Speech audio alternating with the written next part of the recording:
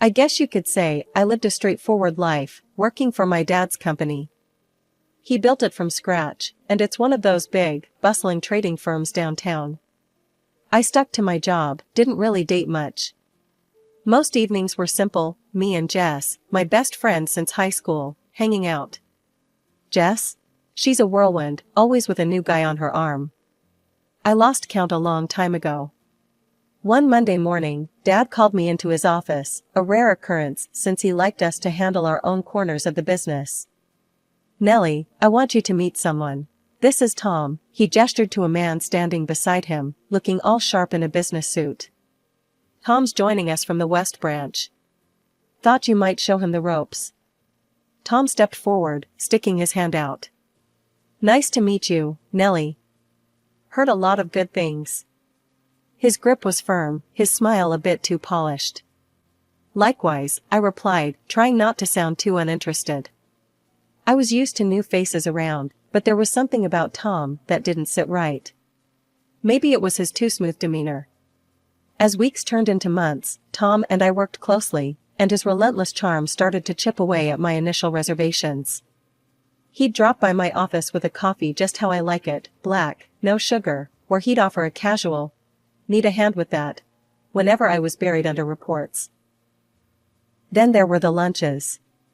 It began as group things, but somehow we'd end up splitting from the crowd, just the two of us. I wasn't sure when the shift happened, when my thoughts about him started to warm, but they did.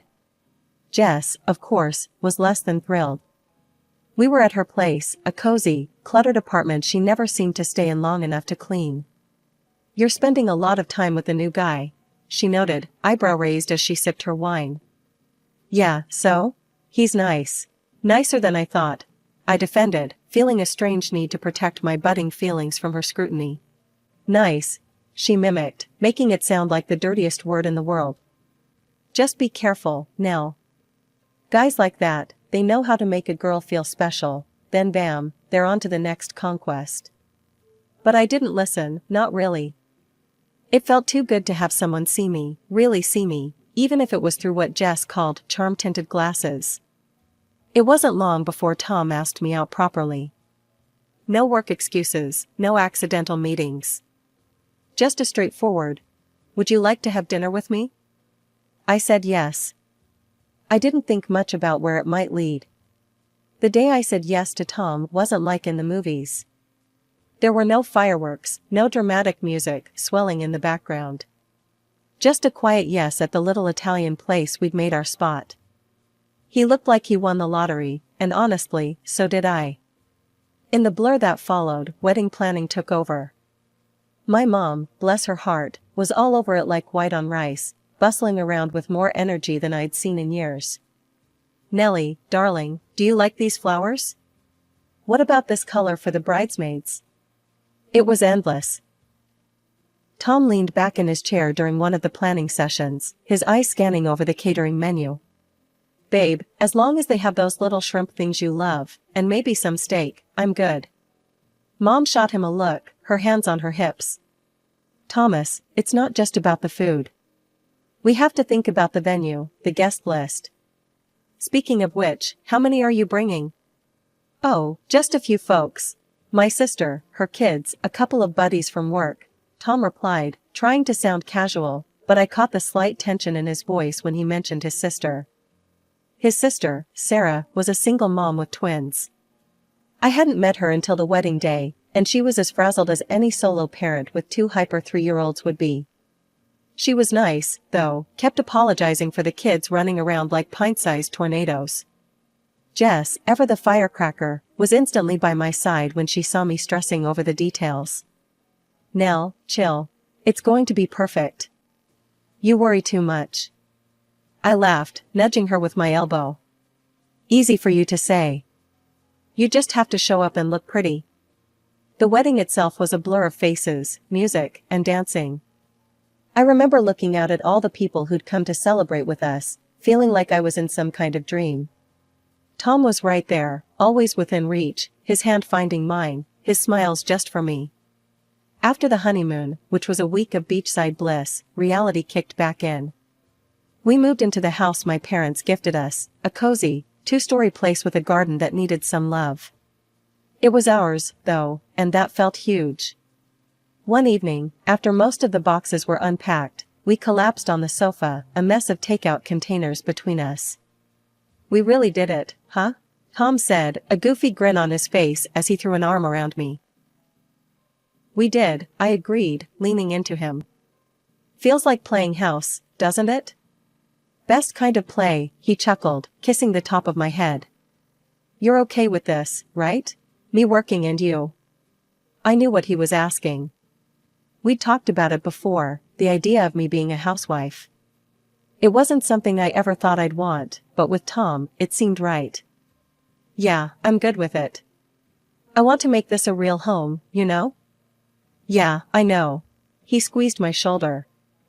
"And hey, maybe soon we'll be adding a little more noise around here, huh?" I smiled at that, the thought of kids running around, filling the house with even more life. "Yeah, maybe."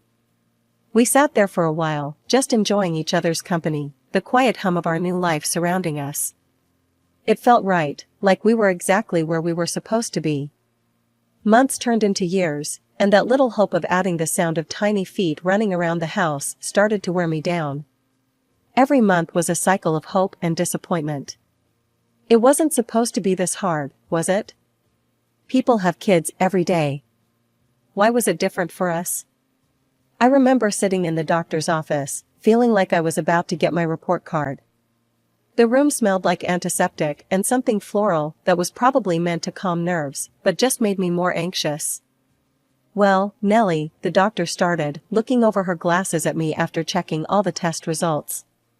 "Everything seems normal. These things sometimes take time. Just keep trying, and try not to worry." Tom was trying to be supportive, but I could tell it was getting to him too. One night over dinner, he reached across the table, taking my hand. "Hey, we're in this together, okay? We're a team, right?" "Right," I agreed, but part of me wondered if I was letting him down. Jess was a whirlwind of support and blunt pep talks. "You're stressing too much. It's like trying to catch a butterfly with a net. Just chill." I rolled my eyes, though her words did ease the tension a bit. "Easy for you to say. You're not the one going through it." She waved a dismissive hand. "True. But I see you, all wound up all the time. It's not gonna help you get pregnant." The conversation shifted when Jess dropped her own bombshell a few weeks later. We were at a cafe, the smell of coffee strong in the air. She had that look, like she was sitting on a secret. Finally, she blurted it out, her eyes gleaming. "I'm pregnant." For a moment, everything stopped. The cafe noise faded into the background, and I felt a mix of joy and an inexplicable sting. Jess, that's amazing." I managed, my voice brighter than I felt. "Yeah, it's kinda crazy, right? I mean, I wasn't even trying," she added, then winced, realizing how her words might sound to me. "Who's the dad?" I asked, genuinely curious, despite the ache in my chest. She shrugged, her expression unreadable. "Just some guy. You don't know him. Anyway, we're not together or anything. It's just me and this little bean." I nodded, the news settling in. I was happy for her, really. But it was a stark reminder of what I didn't have. As we talked more, her excitement infectious, I felt my own worries slip away, replaced by something like hope. Maybe not all paths were straight. Maybe some had detours that still led to beautiful places. The months after Jess had her baby boy were a whirl of emotions. I visited her as soon as she was settled back home, carrying the plush, overpriced baby blanket I'd picked out, something soft enough for royalty. Jess seemed overwhelmed but happy, a tired smile permanently etched on her face. "God, Nellie, it's insane. I barely have time to shower, let alone host visits," she confessed as we sat on her cluttered couch, her new baby cradled in her arms. "I totally get it," I reassured her, trying not to feel sidelined. "Just know I'm here, whenever you need a break or just want to scream into a pillow." Back at home, things were different. Tom's weekend trips to help his sister, Sarah, with her twins, became more frequent. Every time he packed up for another visit, I offered to come along. "Let me help, it'll be fun. The kids are great," I'd suggest, trying to sound cheerful. "Nah, you don't need to deal with all that chaos.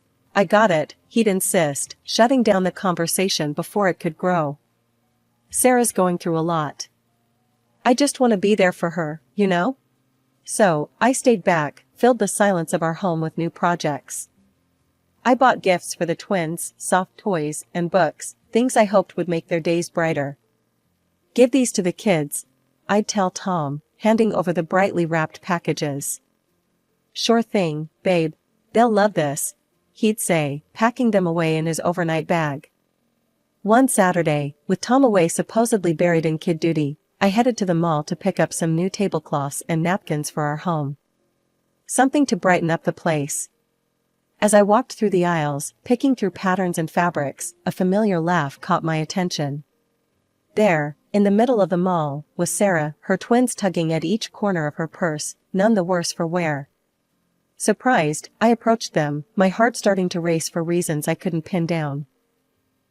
"Sarah, what a surprise!" I exclaimed, perhaps a little too loudly. "Nellie, oh my goodness, it's so good to see you." Sarah beamed, herding her kids closer. "We're just picking up some school supplies. We decided to grab coffee at a small cafe inside the mall." As we settled down, the kids distracted with some coloring books, I ventured cautiously, "So, Tom's been a big help on the weekends, huh?" Sarah's face clouded with confusion. "Tom? Oh, he hasn't been over in months. Things have been crazy, and he's busy, you know. We mostly just text." Her words hit me like a slap. "Oh, but he's there now, right? Helping out?" My voice was thin, hopeful. "No, haven't seen him." "Is everything okay, Nellie?" Sarah's concern was genuine, but it only twisted the knife deeper. I nodded, pasting on a smile. "Yeah, all good. Must have misunderstood his plans." We chatted a bit longer, but I barely heard her. My mind was racing, piecing together the lies. He wasn't with his sister. He hadn't been for a long time. Where was he? What was he doing? The drive home was a blur. I kept telling myself to breathe, to not let panic take over. But inside, my world was crumbling. The trust I'd had, the life we'd built, it all felt like a house of cards, ready to topple at the slightest touch. The house was too quiet, the silence echoing off the walls like a bad omen. I needed answers. I needed to know if my instincts, now screaming betrayal, were right. Tom's office was at the end of the hallway, a space where he spent his evenings working, or so he said. I walked over to his desk, my hands slightly trembling as I contemplated where to start looking. His laptop sat there, closed but not asleep, its power light pulsing softly. I opened the laptop, hesitating for a moment before I typed in the password. He'd told me once, carelessly, not thinking I'd ever have a reason to use it. The screen lit up, revealing his cluttered desktop filled with folders and documents. I didn't know what I was looking for exactly. Maybe a receipt, an email, anything that could explain the sinking feeling in my gut. I clicked through folders, finding nothing but work files and boring reports. My hope was dwindling, replaced by frustration and a growing sense of foolishness. Maybe I was overreacting. But then, I noticed a folder tucked away at the bottom of the screen, labeled simply Miscellaneous. It was a strange place for such a folder, hidden among spreadsheets and business plans. Curiosity piqued, I opened it. There were photos. My breath caught as I clicked on the first image. It was Tom, and there, far too close, was Jess. A passionate, intimate kiss that you don't share with just anyone. And in another, he was holding her baby, looking down at him with a tenderness he'd never shown even in our talks of having our own. I felt cold, frozen in place as the truth settled in. My husband was cheating on me. With Jess. The world seemed to tilt, a vertigo of betrayal spinning me around. I needed to hear his voice, needed to know what he'd say. Shaking, I grabbed my phone and dialed his number.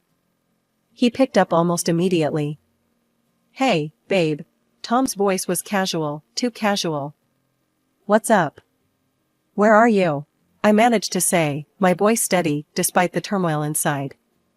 Oh, just at Sarah's. Helping her with the kids. You know how it is, he replied smoothly.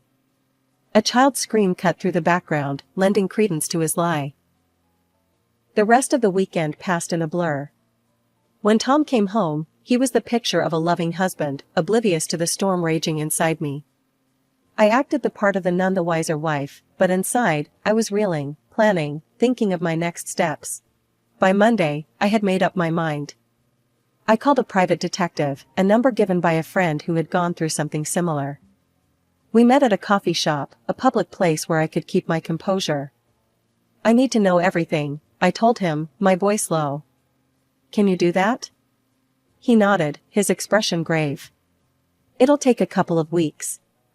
I'll get you everything you need to know. I went home to play the part of the trusting wife a little longer, the weight of my secret knowledge pressing down on me like a physical burden. 2 agonizing weeks of playing the doting wife finally culminated on a crisp Saturday morning. Tom had left early, his bag packed for another weekend at his sister's. I was nursing a lukewarm cup of coffee when the call came. It was the detective, his voice low and even. I have the results, he said, can we meet? There's a cafe downtown, quiet enough for a conversation. See you there, I said, already heading upstairs to get dressed. The drive to the cafe was a blur, my mind racing through 1,000 scenarios. What would the evidence show? Was there a chance, any chance at all, that I was wrong about Tom?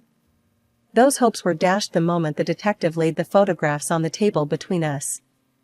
There was Tom and Jess, not just together, but intimate, affectionate. The detective's voice was a steady stream, but I only caught pieces, lost in the visual proof of betrayal. And here are the invoices, he was saying, sliding another batch of papers across to me. About $35,000 in total. All paid to cover medical expenses for the delivery. His name is on the receipts. Back home, I went straight to our bedroom. The closet was full of Tom's clothes, his scent, his presence. With a grim determination, I pulled out suitcases and began packing. Every shirt, every pair of jeans, every sock, I removed them from my life with a meticulousness that was almost surgical. Once everything was packed, I called a courier service. I have a few items that need immediate delivery, I told them, my voice flat. The address I gave was Jess's. With his belongings gone, my next step was to secure my sanctuary. I called a locksmith, and had all the locks in the house changed. No trace of Tom was left accessible, not even a way in. Feeling both emptied and resolute, I drove to my parents' house. My mother opened the door, her expression turning from surprise to concern in an instant. Mom, I need to talk to both of you, I said as I walked in, my father appearing in the hallway behind her. In the living room, I laid everything out, the photos, the receipts, the betrayal. My father's face grew dark with each revelation, his disappointment palpable. You need to divorce him, Nellie, he said, his voice firm. He's not the man we thought he was. I've already started the process, I replied, pulling out the divorce papers from my bag. I needed you to know. Mom reached out, her hand covering mine. We're here for you, darling. Whatever you need. That evening, as the sky darkened and a quiet settled over my parents' home, my phone began to light up relentlessly. First, it was Tom, his calls coming in one after another. When I didn't answer, the buzzing switched to texts. Babe, why is the door locked? My key won't work. What's going on?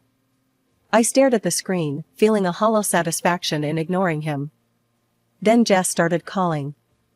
I didn't need to pick up to know why. Confusion, betrayal, a messy mix of emotions that I no longer cared to understand. It was late when I heard the car pull up. The sound of a door slamming was followed by urgent footsteps up the driveway.